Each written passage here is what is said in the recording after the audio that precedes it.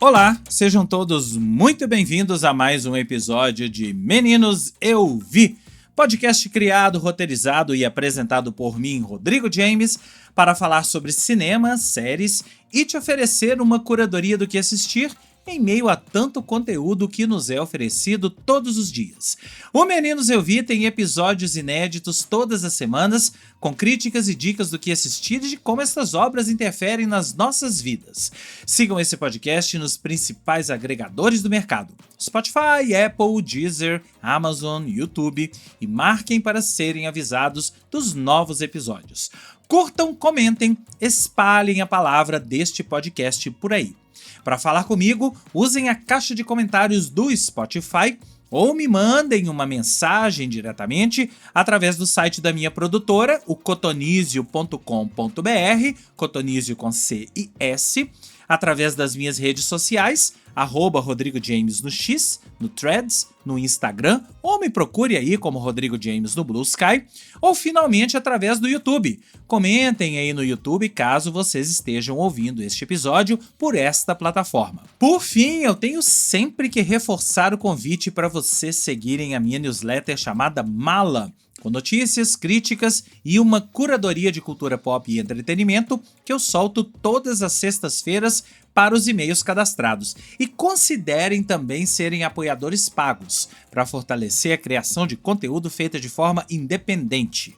A Mala fica no malanewsletter.substack.com, ou se vocês preferirem, acessem aí as minhas redes sociais, que vocês vão encontrar o link dela por lá. Hoje vamos falar de uma série de humor do Apple TV Plus. É O Estúdio. I am so excited about watching this trailer. This is gonna be perfect. Can we dim the lights? I got a meeting after this. Being the head of Continental is the only job I've ever wanted. I'm honored, obviously, to be one of the people that gets to choose, which movies get made and which ones don't. That's huge. And I got into all this because, I love movies, but now I have this fear that my job is to ruin them. The job is a meat grinder. Prestige films and box office hits, those are not mutually exclusive. We can do both and we will do both. Matt, I get it. You want to make great art and make $1 billion doing it. Well, guess what? That never happens, and you're going to screw everything up trying to make it happen. If it was up to me, we'd be focusing on making the next Rosemary's Baby or Annie Hall or some great film that wasn't directed by a pervert. Turns out perverts make great movies. They really do. Lay low, okay? There's zero margin for error on this shot. Action, please. Greta, I actually want to talk to you about awards season. Just make sure to keep your winter clear. Okay, Matt. Desde que o mundo é mundo e desde que Hollywood é Hollywood, falar sobre si ou falar sobre Hollywood em um filme, em uma série, tem sido uma prática que as pessoas acabam por gostar. Sei lá, desde Cantando na Chuva ou antes disso, que produções que mostram os bastidores de Hollywood ou que mostram como as produções são feitas acabam por agradar, ou pelo menos acabam por desmistificar um pouco essa aura que existe em torno de grandes produções e produções hollywoodianas, de como um filme é feito. Eu entendo que um filme, no caso, ou filme, uma série, trabalham com o nosso imaginário.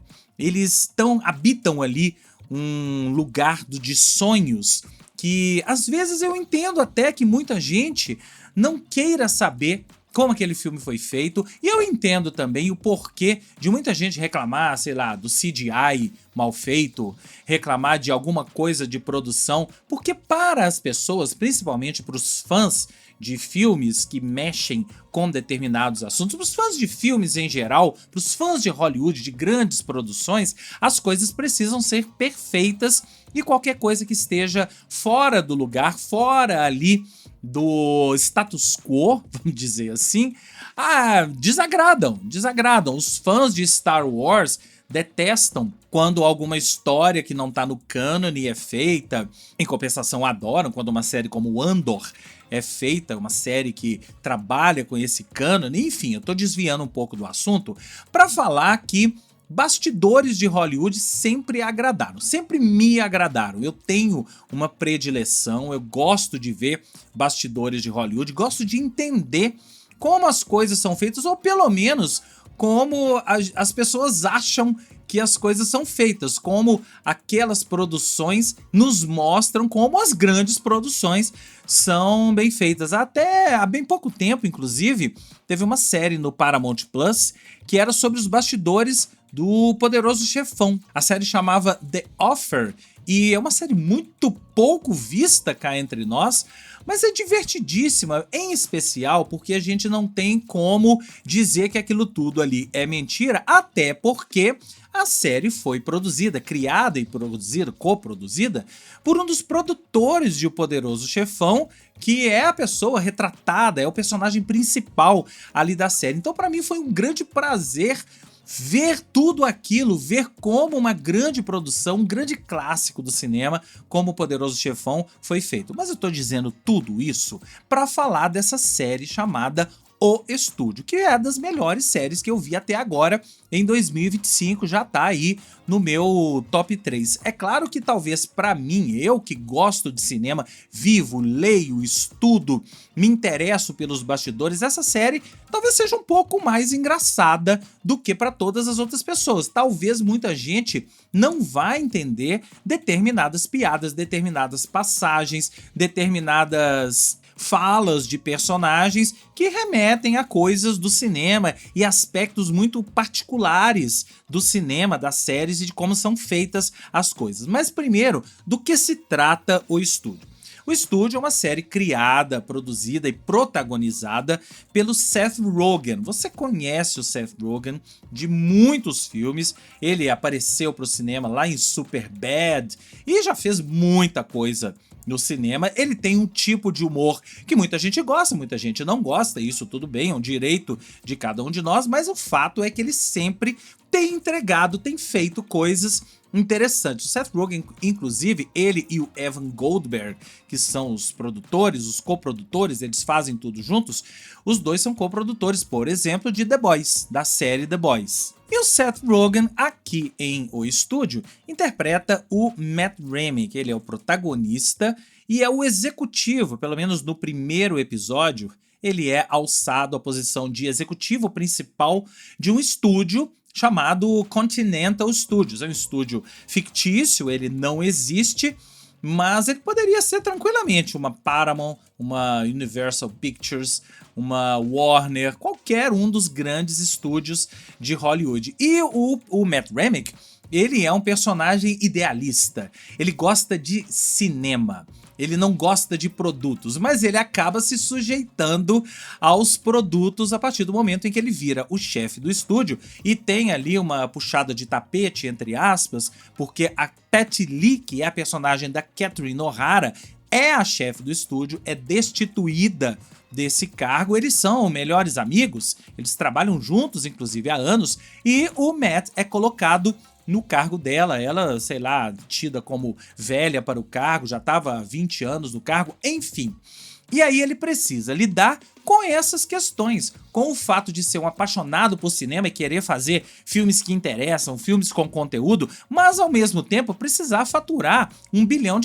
Então só aí você já pode imaginar que tem 1001 piadas falando de Barbie, de Barbieheimer, de como um fenômeno como Barbieheimer, né, a junção lá de Barbie e Oppenheimer, mudou a história do cinema e todos os estúdios agora querem fazer os seus Barbieheimers. Então tem essa piada, essa é apenas uma das piadas que estão presentes aqui em O Estúdio. E aí no dia a dia do Matt Remick e de seus asseclas, que eu vou falar aqui aos poucos, ele precisa lidar com essas questões. Quais são as questões?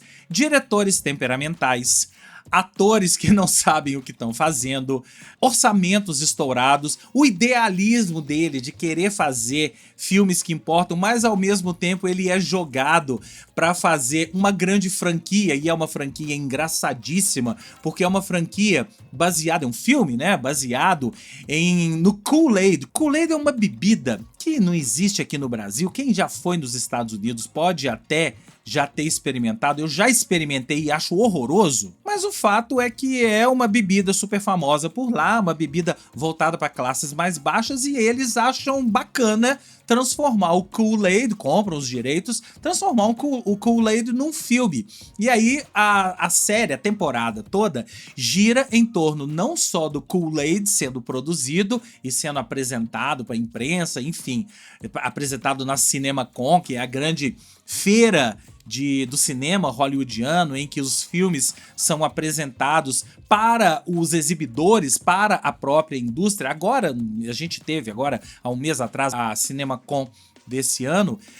Então gira em torno da produção do Kool-Aid e de outros filmes. E aí, nessa história da produção dos outros filmes, é que vai entrando, ou que vão entrando, as participações especiais dessa série e que tornam a série, transformaram a série em um acontecimento muito maior do que ela poderia ter sido se tivesse contado apenas com pessoas normais ali, atores interpretando personagens. Mas o fato de a gente ter diretores como o Ron Howard interpretando um papel divertidíssimo, interpretando, na verdade, ele mesmo, Ron Howard, mas agindo de uma maneira divertidíssima, a gente tem Martin Scorsese. Martin Scorsese aparece no primeiro episódio querendo dinheiro da Continental para fazer um determinado filme, que eu não vou entrar aqui em detalhes, porque é uma das piadas legais desse primeiro episódio, querendo que a Continental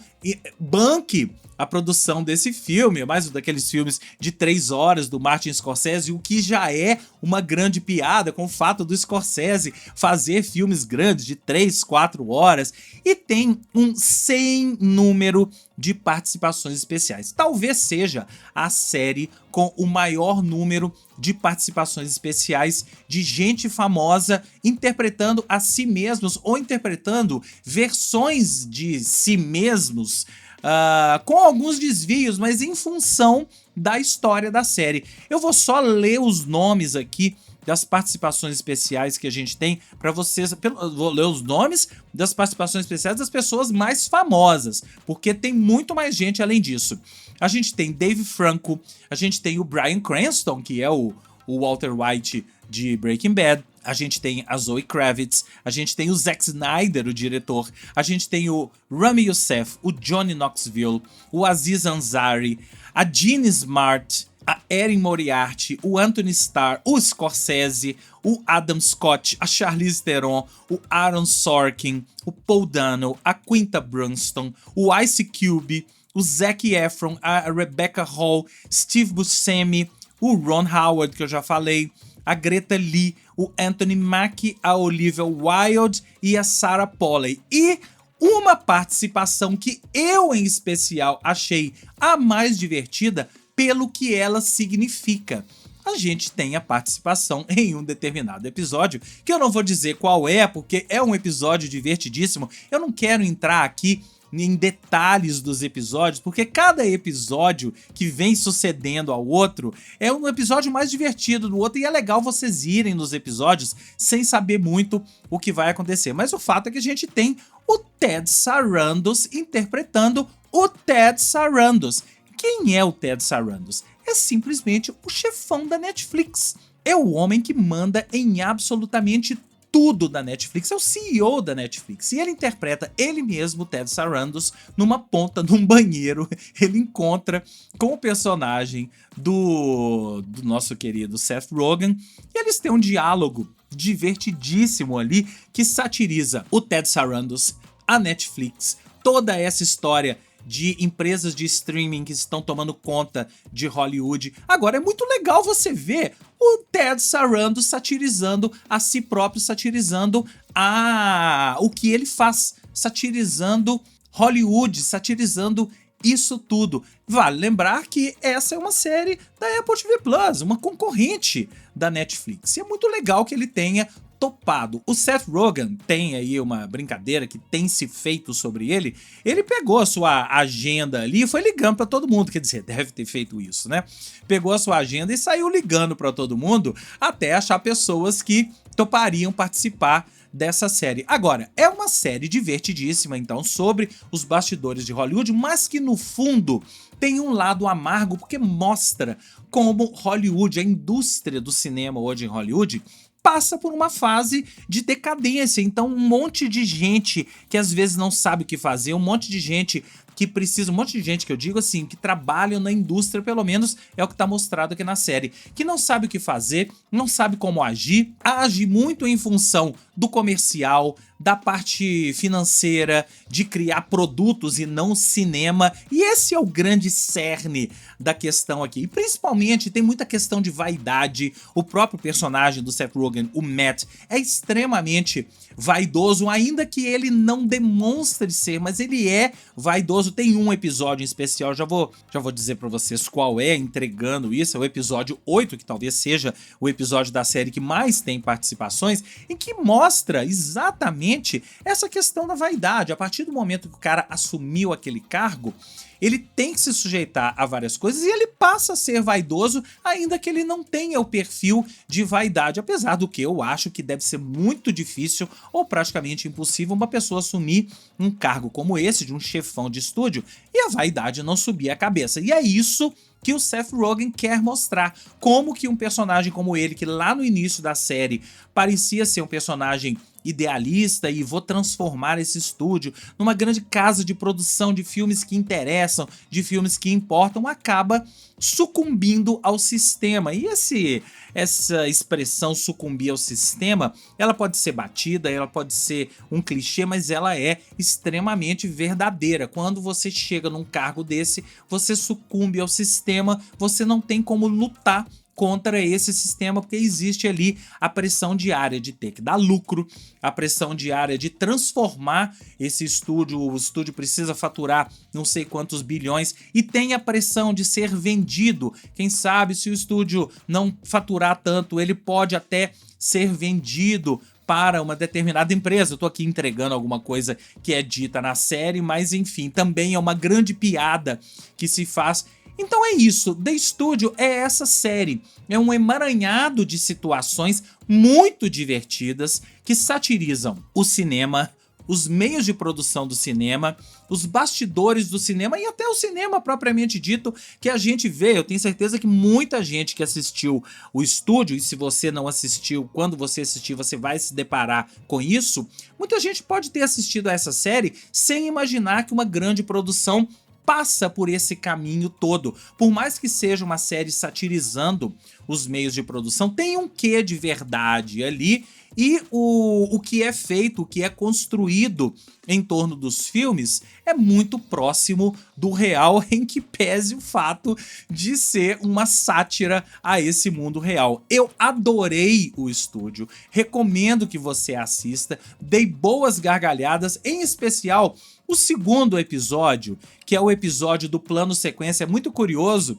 que esse episódio eu assisti uma semana ou 2 semanas depois de toda a história da série Adolescência, toda a polêmica em torno do plano sequência, que é um plano sequência muito bem feito. A série Adolescência é toda feita em plano sequência e muita gente discutiu se o plano sequência era necessário, até que ponto aquilo era necessário. E eu assisti esse episódio, o episódio 2, que chama Plano Sequência em português, ou The Owner em inglês, e fala exatamente sobre um plano sequência. E é um episódio divertidíssimo em que eles vão filmar um plano sequência num filme e o próprio episódio é feito todo em plano sequência. É a metalinguagem do cinema, de uma grande produção cinematográfica, falando através do texto e da maestria do Seth Rogen e de seus comandados aqui em fazer essa série. Sobre o elenco, é um dos melhores elencos que eu já vi reunidos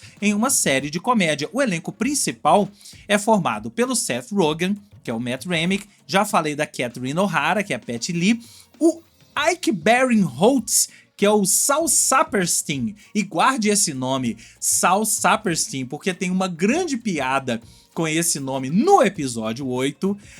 O Saul Saperstein é uma espécie de assistente, de diretor assistente do personagem do Seth Rogen. A gente tem a Queen, que é a personagem da Chase Sue Wonders, e a gente tem a Maya, que é a personagem da Kathryn Hahn, que só pelo fato de ter a Kathryn Hahn numa série já me leva para assistir, mas junto a todo esse elenco acaba transformando a série em um algo mais. Você tem Catherine O'Hara e você tem Kathryn Hahn na mesma série contracenando juntas. A Kathryn Hahn interpreta a figura do marketing. É ela que fala se a coisa tá certa, se vai dar certo, se dá para vender isso, se não dá. E os embates dela com o Matt Remick, com a Patty, são excepcionais. Esse núcleo principal da série é todo muito bom e muito divertido.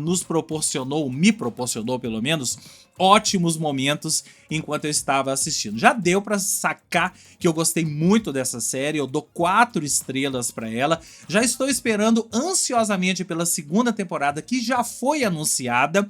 E o Seth Rogen diz que o sonho dele é ter ninguém menos que Daniel Day-Lewis numa segunda temporada. Já imaginaram o que o Seth Rogen vai criar para o Daniel Day-Lewis? Que tipo de piada ele vai contar do Daniel Day-Lewis? Daniel Day-Lewis, que todo mundo sabe, abandonou o cinema, mas voltou agora para interpretar um papel no filme dirigido pelo seu filho. Esse filme ainda não estreou, deve estrear esse ano ainda, vai fazer o circuito aí de festivais e deve estrear no segundo semestre. Então eu tô imaginando que tipo de coisa o Seth Rogen e o Evan Goldberg devem estar aprontando para o nosso querido Daniel Day-Lewis, na minha modesta opinião, um dos maiores atores da história do cinema moderno, e ter o Daniel Day-Lewis numa série dessa seria muito divertido. Assistam o Estúdio, ou The Studio, tá na Apple TV Plus, é uma série de comédia com 9 ou 10 episódios, é uma série curtinha, você vê em uma tarde, 10 episódios, vai, você vê em uma tarde assim, maratonando, e eu tenho certeza que a sua maratona vai ser das coisas mais divertidas do seu dia, da sua semana ou do seu mês. E depois me conte o que você achou de The Studio, de O Estúdio. Os meus canais estão todos abertos, você já sabe. Para falar comigo, basta usar aí a caixa de comentários do Spotify ou me mandar uma mensagem diretamente através do site da minha produtora, o cotonizio.com.br, através das minhas redes sociais, @Rodrigo James no X, no Threads, no Instagram, ou me procurem aí como Rodrigo James no Blue Sky, ou finalmente através do YouTube. Comentem aí no YouTube caso vocês estejam ouvindo este episódio pelo YouTube. O Meninos Eu Vi volta na semana que vem com mais críticas e dicas do que assistir. Eu fico por aqui, um grande abraço e até lá!